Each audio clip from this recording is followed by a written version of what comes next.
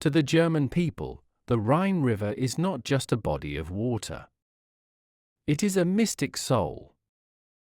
It is the Father Rhine, the ancient border, the moat of the castle. In German military history, no invading army had successfully crossed the Rhine against determined resistance since Napoleon. By March 1945, the armies of the Third Reich had been pushed back to this final barrier. Field Marshal Walter Model, commanding Army Group B, believed that the Rhine was his salvation. The river is wide, up to 400 yards in places.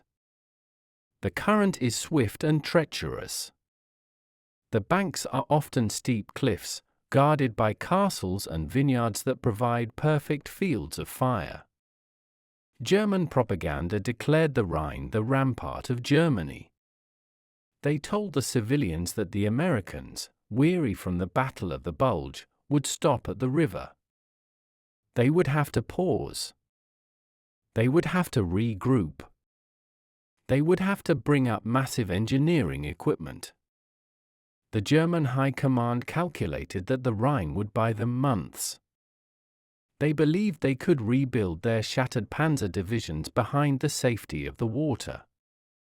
They looked at the Americans as a mechanized army, addicted to roads and bridges. Without a bridge, the German generals reasoned, a tank is just a pile of steel on the wrong side of the water. They underestimated the enemy's amphibious nature. They didn't realize that the US Army had spent years preparing for exactly this moment. They didn't know that in the rear echelons of the American columns, there were thousands of trucks carrying strange, inflatable rubber boats and steel tracks. The Germans saw a barrier. The Americans saw a construction project. And while the Germans were praying to the mythology of the river, the Americans were calculating the flow rate and the load-bearing capacity of their pontoons. The German plan to hold the Rhine relied on one brutal tactic: total demolition. German pioneer, combat engineer units were ordered to prepare every single bridge across the Rhine for destruction. They packed the piers with tons of TNT. They wired the girders with cutting charges. They established a strict protocol. The bridge commander had to wait until the very last moment to blow the bridge, to allow retreating German troops to cross. But he had to blow it before the Americans could grab it. It was a high-stakes game of chicken. In early March, the Americans approached the river at Cologne, Bonn, and Ermitz. At each location, they saw the same disheartening sight. Just as the American tanks came into view, the German engineers would twist the handle of the detonator. Boom! The massive steel structures would crumble into the dark water. The German commanders nodded with satisfaction. The door is locked, they reported to Berlin. The enemy is stuck on the west bank. They believed that rebuilding these bridges would take the Americans months. Standard civil engineering dictates that building a heavy rail or road bridge over a river like the Rhine is a major undertaking. It requires pile drivers, cofferdams, and concrete. The Germans assumed the Americans would have to stop and build. This assumption was the fatal flaw in their logic. They were thinking in terms of permanent infrastructure. The Americans were thinking in terms of disposable speed. The Germans were playing a defensive game of subtraction, removing bridges. The Americans were playing an offensive game of addition, adding bridges where none existed. But before the Americans could deploy their secret weapon, the pontoons, fate handed them a wild card. A mistake. A glitch in the German demolition plan. And it happened at a small town called Remagen. March 7, 1945. A task force of the U.S. 9th Armored Division, led by Lieutenant Carl Timmerman, crested a ridge overlooking the town of Remagen. They looked down at the river. They expected to see broken pylons. Instead, they saw the Ludendorff Bridge. A massive, dark steel railway bridge. And it was still standing. German troops were retreating across it. Timmerman couldn't believe his eyes. He radioed his commander. "The bridge is still up." The order came back instantly, "Go for it." The Americans raced down the hill. The German defenders were in a panic. They had explosives set. They tried to blow the bridge. They turned the key. Nothing happened. A circuit had failed, perhaps cut by a lucky American tank shell. They grabbed a backup fuse. They lit it by hand. Boom! A massive explosion rocked the bridge. Timbers flew into the air. The entire structure lifted off its foundations and slammed back down. It held. Through the smoke, the American GIs saw the bridge was still there. "Cross it! Cross it now!" Sergeant Alexander Drabik and Sergeant Joseph Deligio led the charge. They sprinted across the catwalks, dodging machine gun fire, stepping over holes where the decking had been blown away. They were running into a potential trap. The bridge could have blown up under their feet at any second. But they kept running. They reached the other side. They cut the wires to the remaining charges. In 10 minutes, the U.S. Army had done the impossible. They had captured a bridge across the Rhine intact. The news went all the way to Hitler. He was apoplectic. He ordered the immediate execution of the officers responsible. But for the American engineers, the capture was just the beginning of the nightmare. The bridge was captured, but it was broken. It had been damaged by the explosion. It was vibrating. It was taking artillery fire. And they had to push a tank division across it before it fell into the river. The Ludendorff Bridge became the most dangerous place on Earth. German artillery zeroed in on it. They rained shells down on the structure day and night. But the greatest enemy was gravity. The explosion had shattered one of the main arch supports. The bridge was sagging. It groaned under the weight of the Sherman tanks rumbling across. The U.S. Army Corps of Engineers rushed onto the bridge. They weren't fighting with rifles, they were fighting with welding torches and carpentry tools. They worked under heavy fire. German snipers picked them off. Artillery airbursts rained shrapnel on the deck. Yet, the engineers stayed. They welded steel plates over the blast holes. They laid wooden planks over the railway tracks so tanks could drive on them. They frantically tried to shore up the damaged pier. It was a race against physics. Every tank that crossed weakened the structure further. But every tank that crossed was another nail in the coffin of the Third Reich. Within 24 hours, 8,000 men had crossed. The German High Command was in a frenzy. They threw everything they had at the bridge. They sent the Luftwaffe. They sent V-2 rockets. They sent frogmen, combat swimmers, to plant mines on the piers. The American engineers fought them all off.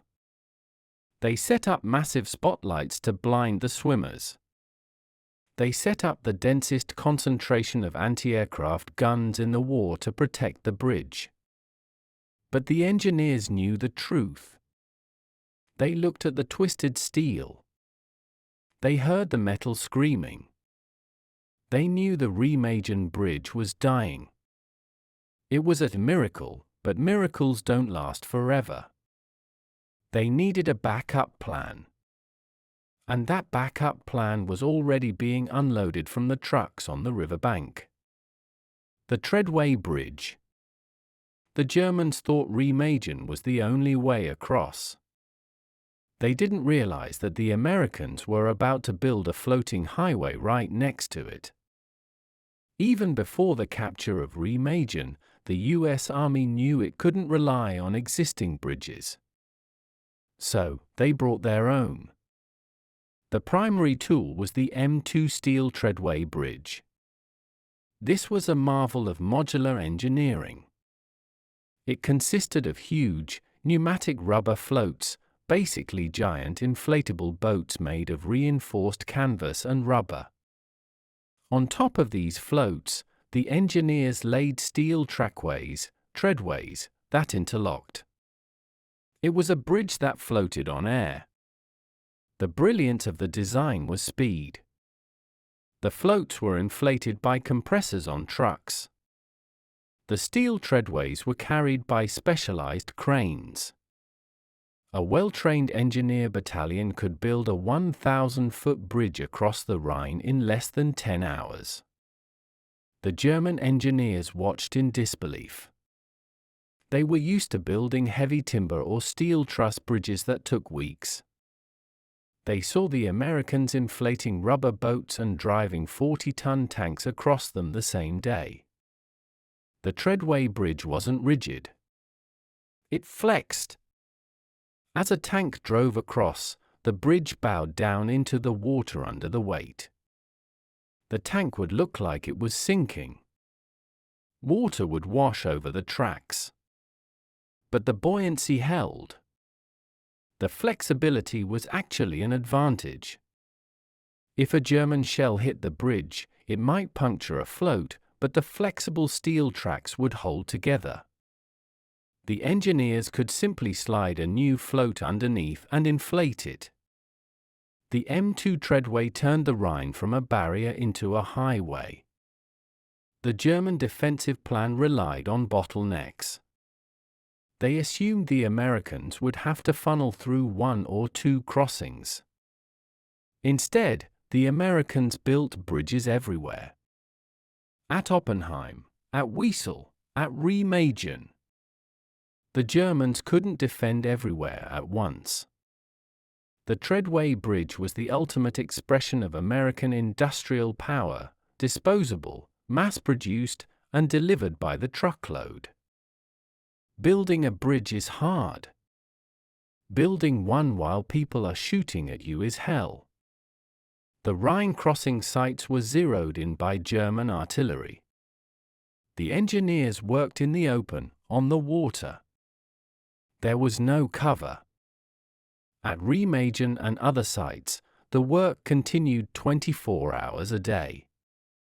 At night, huge searchlights, artificial moonlight, illuminated the river to help the workers see. But the lights also helped the German gunners. Shells would scream in. Geysers of water would erupt next to the pontoons, soaking the engineers in freezing river water. Shrapnel would tear through the rubber floats. The engineers developed a grim rhythm. They worked, they dove for cover when they heard the whistle, and then they got back up and kept working. They used power boats, small tugs called sea mules, to push the heavy bridge sections against the strong Rhine current. If a boat engine failed, the section would be swept downstream, potentially crashing into the bridge being built. The river itself was a weapon. The current was 7 knots. Debris, logs, and sometimes floating mines drifted down. The engineers set up boom defenses, nets and cables upstream, to catch the mines and the frogmen. Riflemen stood on the pontoons, shooting at anything suspicious in the water. Despite the chaos, the bridges grew. Inch by inch, foot by foot, the steel reached for the far bank. The German observers on the hills could see the progress. They radioed for more fire. But the American artillery was pounding them back. Smoke screens covered the river. It was a battle of construction versus destruction. And the builders were winning. The Luftwaffe was dying, but it had one last card to play, the jet bomber. The Arado R-234 Blitz. It was the world's first operational jet bomber. It was fast, over 460 miles per hour. It could outrun any Allied fighter. The Germans sent the Arados to destroy the Rhine bridges. For the American engineers working on the treadways, this was a terrifying new threat. They would hear a strange whistling sound, then a roar. The jets would streak over the valley, dropping 1,000 kilograms bombs. The anti-aircraft guns, the quad .50 calibers and 40 mm Boffers, would open up, filling the sky with tracers. But the jets were too fast. They were gone before the gunners could track them. However, the Arados had a weakness. To hit a narrow bridge, they had to fly straight and level, or dive at a shallow angle. The American engineers deployed the densest concentration of anti-aircraft artillery in history around the bridges. At Remagen, there were over 700 guns protecting the bridge. When an Arado attacked, it flew into a solid wall of lead. The jets were fast, but they were fragile. Several were shot down.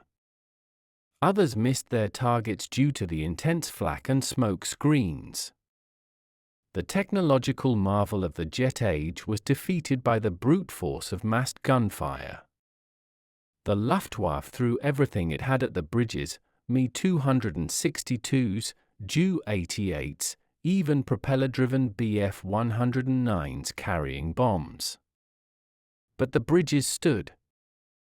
The attacks only served to highlight the desperation of the Rhine. They were using their most advanced weapons to stop a rubber boat bridge, and failing. When the planes failed, Hitler ordered the rockets. The V-2 ballistic missile.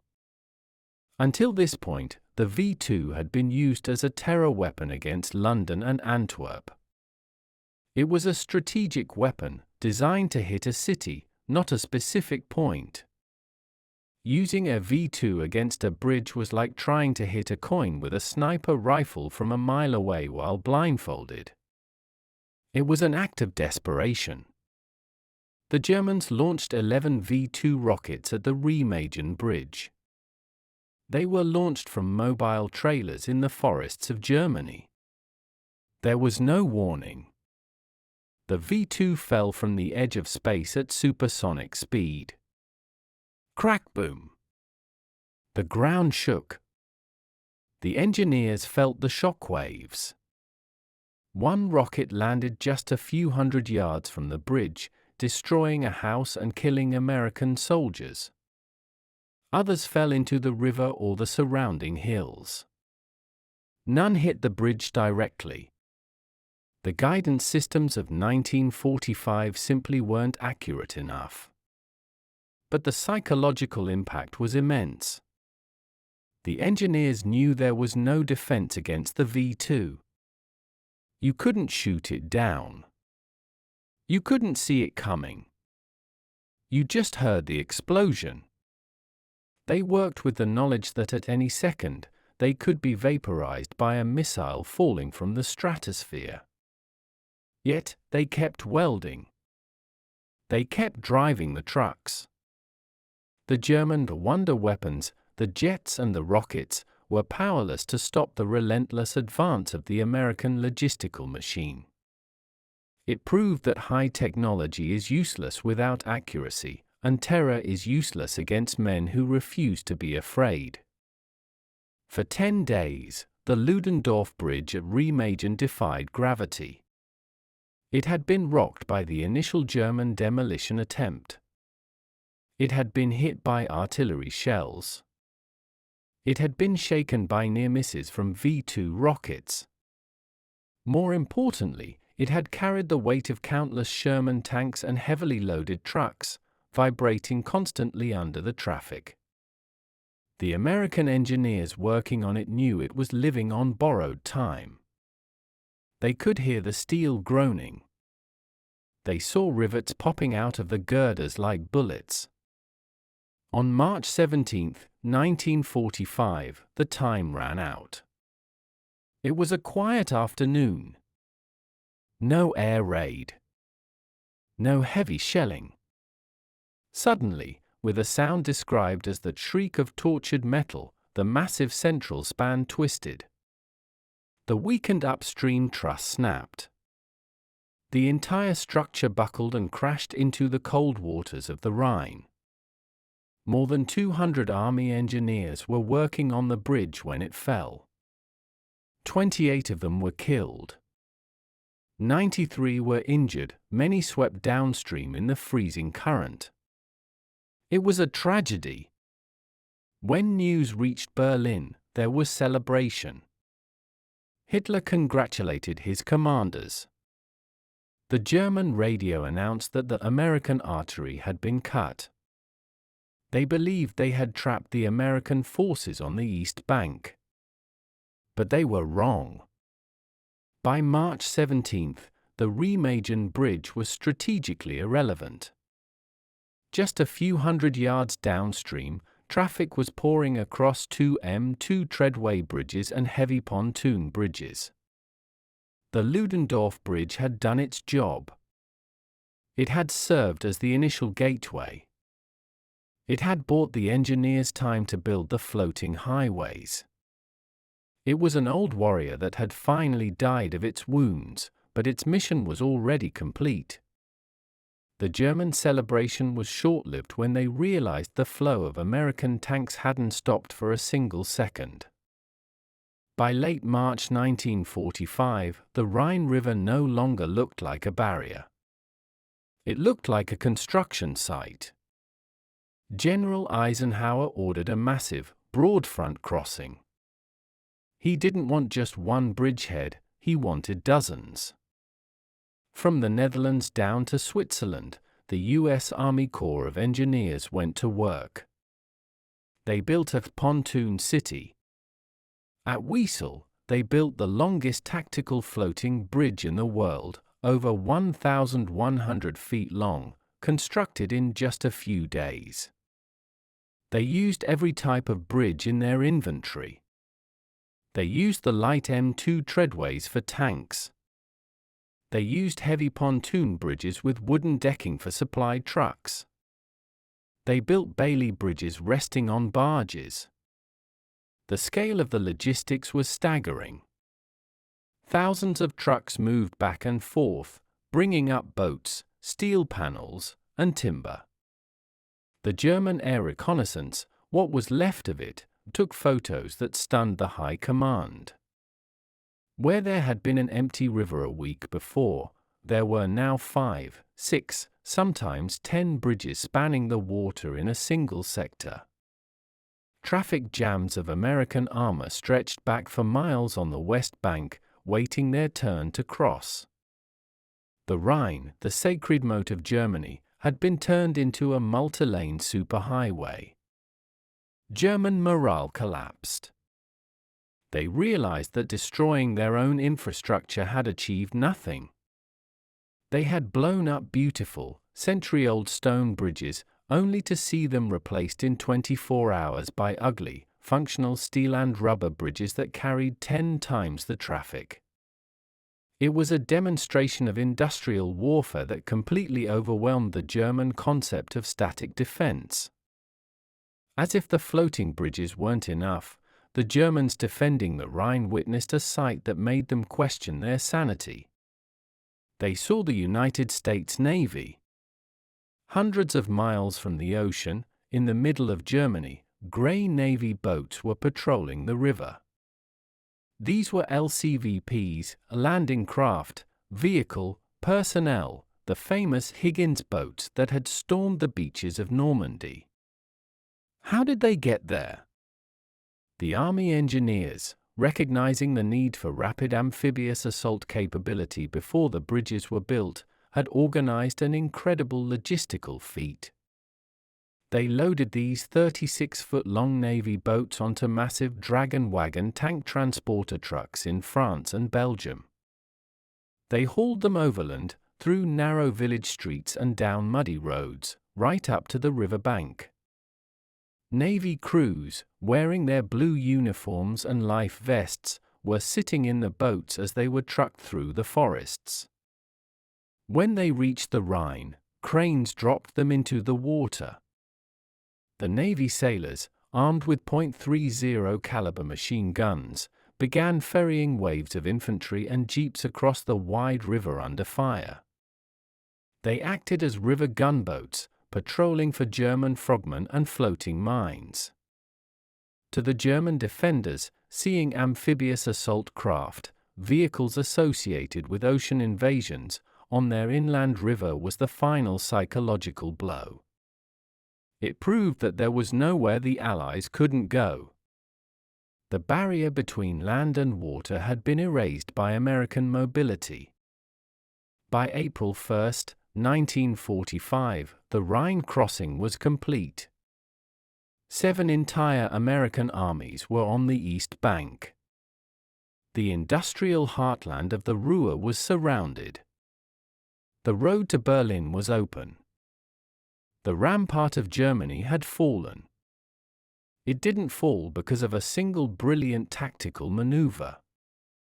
It fell because of engineering. The German strategists had relied on geography to save them. They believed the width and speed of the river were insurmountable obstacles. They believed that by destroying the bridges, they could stop time. They underestimated the U.S. Army Corps of Engineers. They didn't understand an army that viewed a wide river not as a barrier, but merely as a technical problem with a standardized solution. The Americans didn't need to capture bridges. They carried bridges in their pockets. The final shot of the documentary shows a column of American M26 Pershing tanks rumbling deep into the German countryside. The air is clear of smoke. In the rearview mirror of a Jeep, the wide, dark expanse of the Rhine is visible. It is spanned by a busy treadway bridge, with trucks flowing across it like ants. The river that had protected Germany for centuries was now just another line on a map that had been crossed.